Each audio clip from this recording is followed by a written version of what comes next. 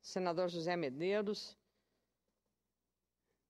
caros colegas senadores, nossos telespectadores da TV Senado, ouvintes da Rádio Senado, eu volto aqui também ao tema, senador José Medeiros, porque o meu estado do Rio Grande do Sul, ele é um estado que tem fronteira com 2 países e vários municípios com a Argentina e outro tanto com o Uruguai. E o Uruguai adotou com muita inteligência para desenvolver uma região muito deprimida economicamente na fronteira, uma política de free shops que pegam do lado de 6 municípios, cidades gêmeas, como se diz, do Rio Grande do Sul. 6 cidades gêmeas uruguaias às 6 cidades gêmeas do Rio Grande do Sul. A maior delas, sem dúvida, é Santana do Livramento, de grande história, com o jornal mais antigo que nós temos no estado, um dos mais antigos do país, A Plateia de Livramento.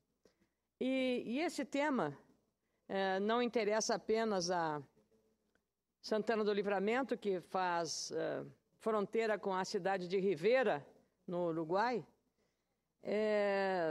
mobilizam e movimentam nessa fronteira estimados mais de $1 bilhão. $1 bilhão, senador José Medeiros, não é pouca coisa.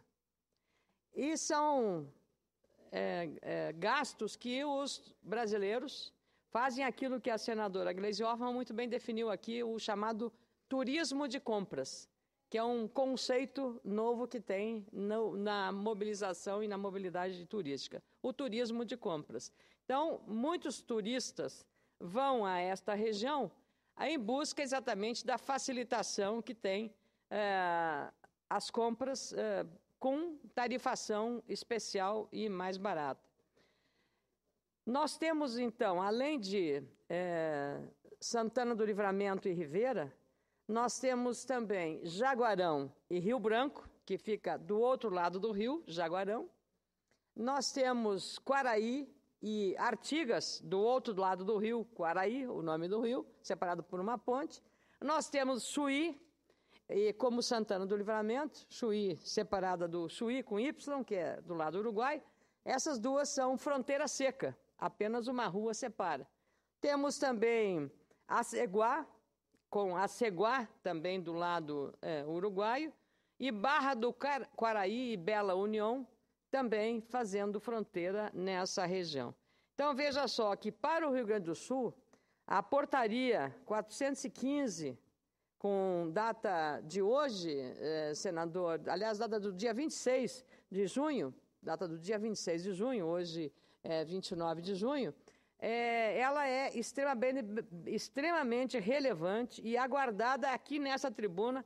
Eu, essa semana, a semana anterior, muitas vezes cobrei e até pedi na quinta-feira passada ao ministro Armando Monteiro uma ajuda para que conversasse com o ministro Joaquim Levy para solicitar que fosse prorrogada a vigência da cota de $300 por visitante, por consumidor, turista que vai lá, porque havia a tentativa da Receita Federal de reduzir isso a $150. Então, isso criaria um problema, porque enquanto não há regulamentação definitiva dos chamados free shops, não havia razão de fazer essa mudança. O mais incrível nesse episódio todo, que se envolveu o ministro Joaquim Levy, eu acho que o coitado, com o problema da internação hospitalar, com suspeita de embolia pulmonar, acabou esquecendo de fazer um negócio importante, que é dar uma ligada, mandar um assessor ligar aqui para os senadores das regiões que têm muito interesse nesse assunto, como a senadora Gleisi, como a mim, vários senadores do Mato Grosso do Sul, do senador Moca, do senador Delcídio, para dizer, olha, vai sair a portaria que vocês estão aí pedindo. Não, sabe quem foi a primeira pessoa que soube disso? Foi o presidente do Paraguai, o presidente Cartes. Ele postou, então, no Twitter dele, em primeira mão, que o governo brasileiro estava fazendo a manutenção da cota. O bom nessa medida toda é que, claro, não importa que tenha sido o presidente paraguaio, eu só espero que também o presidente uruguaio tenha recebido igual deferência do governo brasileiro. É que essa medida vale por 1 ano, então de 1º de julho de 2015 a 1º de julho de 2016, quando então o sistema dos free shops deverá estar regulamentado. Eu, aliás, já pedi uma audiência ao nosso secretário da Receita Federal, Dr. Jorge Rachid, para conversar com outros colegas parlamentares da minha bancada para conversarmos sobre este tema, a pedido até do nosso deputado Frederico Antunes, que tem o cuidado e a coordenação do Mercosul dentro da Assembleia Legislativa do Rio Grande do Sul. Então, eu queria agradecer também, como fez a senadora Gleisi Hoffmann, agradecer ao ministro Joaquim Levy e ao ministro Mauro Vieira, ministro das Relações Exteriores, porque entenderam exatamente. Isso tem a ver com a economia. Quer dizer, mas esse dinheiro vai para o Uruguai. Não, uma parte vai. Os dólares que vão ser comprados vão para o Uruguai.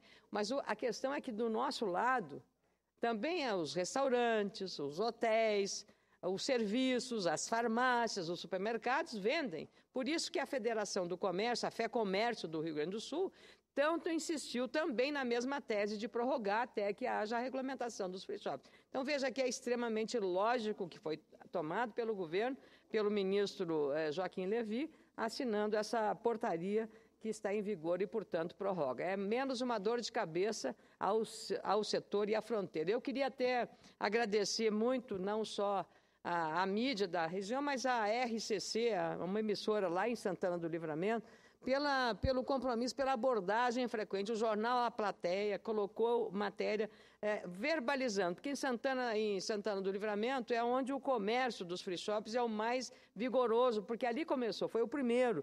Então, claro, a cidade é maior comparativamente, e há o movimento também do comércio que se diversificou muito, muitos investimentos com shoppings enormes, hotéis também. Então, queria agradecer à RCC, à Jornal A Plateia, pela abordagem do tema, pela cobertura dada. Também eu queria agradecer porque hoje tem um programa de humor na Rádio Atlântida de Porto Alegre, chamado Pretinho Básico.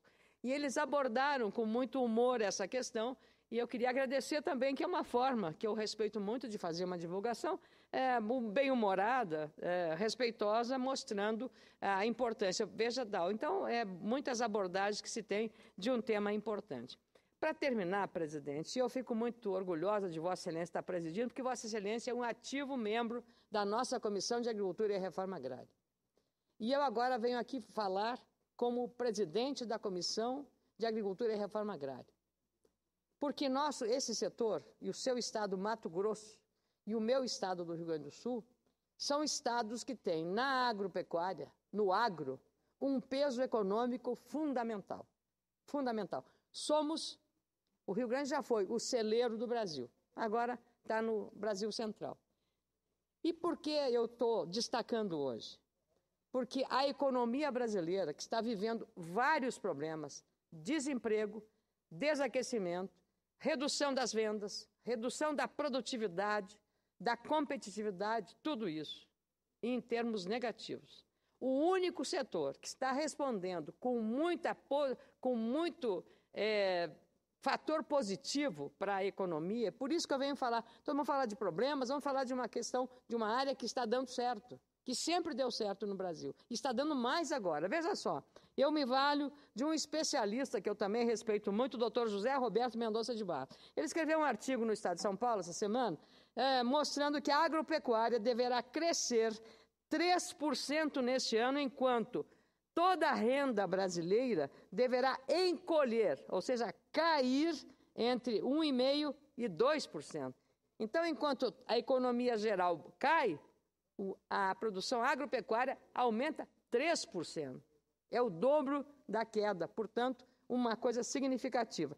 Nossas projeções, escreveu ele, para 2016 sugere mais um ano de PIB negativo e outro de crescimento da agropecuária se o clima não atrapalhar. Quer dizer, o ano que vem vai ser também problemas na economia, mas a agricultura vai aumentar sua presença na economia. Teremos, portanto, uma situação absolutamente inusitada. Olha só, de 2013 a 2016, a variação acumulada da riqueza produzida no Brasil não será maior do que 1,3%, enquanto que o crescimento da agropecuária será da ordem de 15%, senador. 15% e a economia 1,3%. Então não dá para não...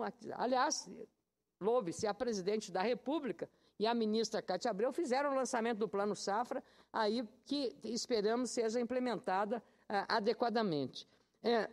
O doutor José Roberto Mendonça de Barros diz que é, antes de tudo, uma construção, esse sucesso, assentada na cooperação de empresários, trabalhadores, pesquisadores e políticas públicas bem desenhadas, que permitiram um sistemático crescimento da produtividade e da competitividade. Em trabalho recente, o economista Cláudio Fritztag calculou que entre 1995 e 2009 e 2010, a produtividade da agropecuária brasileira cresceu 20,6%.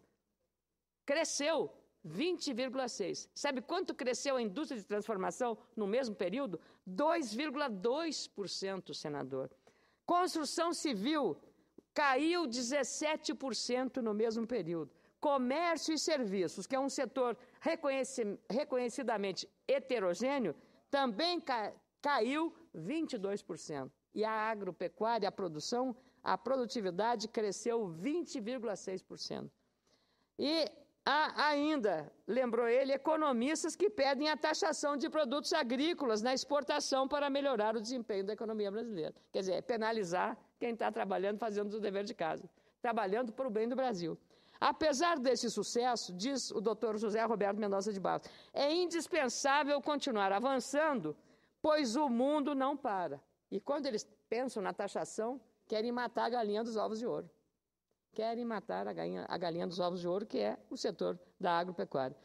Ele fez um levantamento junto com o filho dele, que também é economista e também ligado à área, estudioso da área da agropecuária, o Alexandre Mendonça de Barros e o doutor José Roberto Mendonça de Barros, fizeram um estudo do que precisa para melhorar isso. Então, eles assentaram sobre alguns pilares. Primeiro, avanços necessários numa agenda velha, desafios estratégicos, desafio estratégico 2, desafio estratégico 3, falando sobre tudo o que nós precisamos fazer em matéria de desenvolvimento. Por exemplo, na agilidade maior, na queda da questão relacionada à burocracia. Tanto nós falamos na questão da morosidade na liberação das novas tecnologias, a dificuldade e a lentidão na implantação do cadastro ambiental rural, o CAR famoso, e também das adaptações do Código Florestal.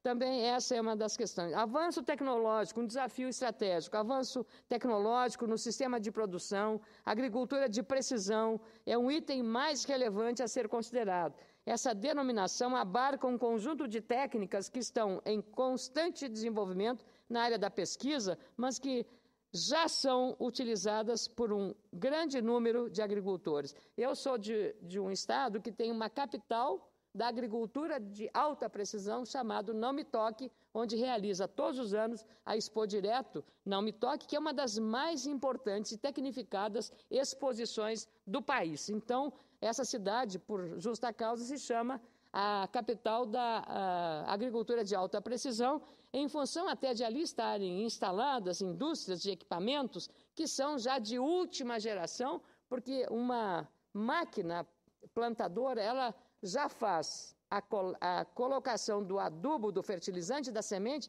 na medida certa, fazendo por controle de computação e de sistemas, softwares muito sofisticados, a necessidade de adubo para uma determinada área. A mesma máquina vai colocando aquilo que a terra precisa. Ela vai medindo fazendo com GPS preciso para aquilo, identificando. Veja só, senador, isso é agricultura de alta precisão. Não vai nada fora, uma alta economia, e isso aumenta enormemente a produtividade. Claro, cada um no seu tamanho, cada um na sua capacidade de fazer os investimentos necessários, porque são máquinas extremamente valiosas. E Vossa Excelência aqui, na semana passada, falou sobre a necessidade da mão de obra qualificada para trabalhar com essas máquinas. Um outro desafio estratégico é exatamente nessa questão de aumentar a produtividade de essa agricultura de precisão. Um outro desafio estratégico ele reconhece uma gama enorme de novos produtos que deveriam ser mais desenvolvidos de forma a criar uma integração maior com a indústria. Ele falou aqui dos biocombustíveis de novas gerações, da alcoquímica, especialmente da linha de plásticos biodegradáveis, da nanocelulose e de alimentos nutracêuticos. Veja, é uma gama enorme que o Brasil tem uma capacidade, um espaço de protagonizar, tanto quanto protagoniza hoje em relação à soja.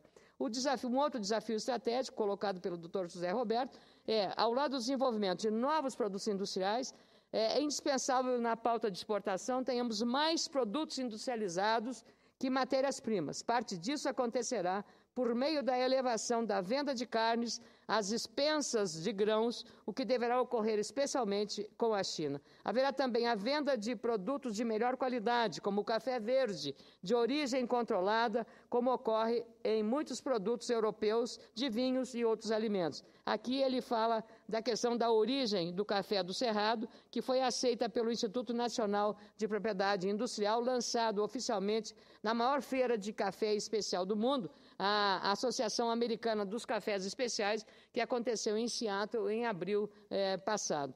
Entretanto, diz ele, Dr. José Roberto Mendonça de Barros, nesse artigo publicado pelo jornal Estado de São Paulo, que eu peço a transcrição nos anais do Senado, o desafio maior de produtor exportar produtos tecnicamente mais avançados, diferentes do passado. Existe uma revolução em curso pelo crescente consumo de produto com cápsulas e sachês, expansão facilitada pelo vencimento de patentes e barateamento das máquinas.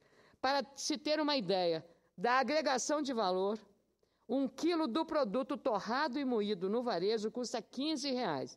Vou repetir, R$15.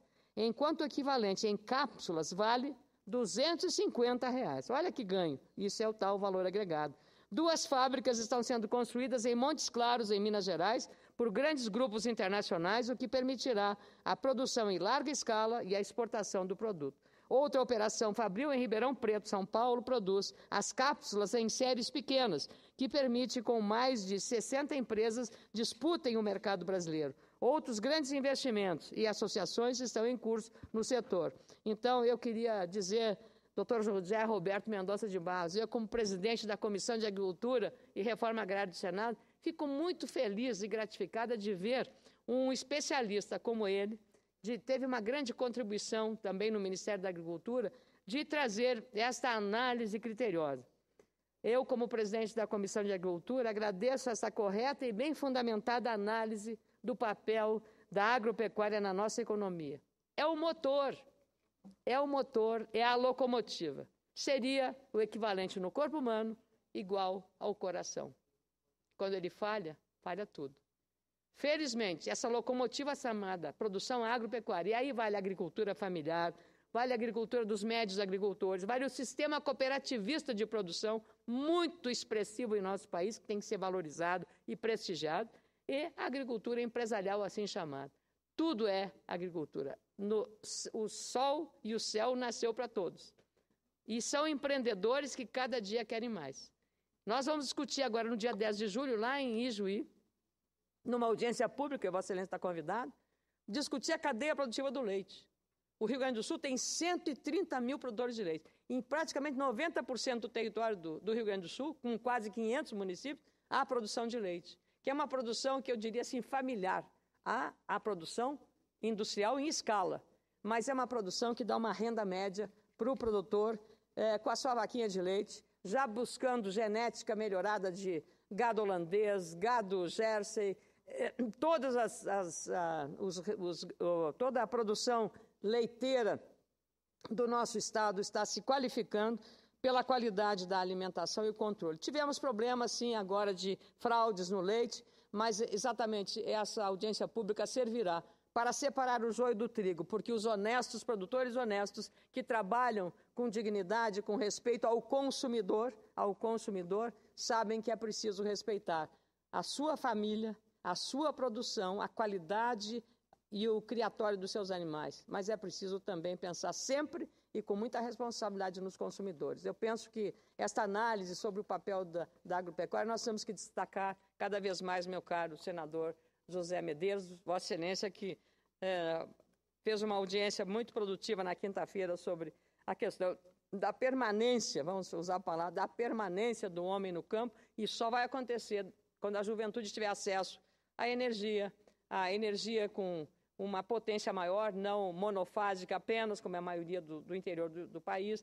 tiver acesso à internet, tiver acesso a esses canais, às redes sociais, para ter uma qualidade de vida também melhor. Então, é isso que nós queremos para que o campo seja cada vez mais valorizado. Obrigado.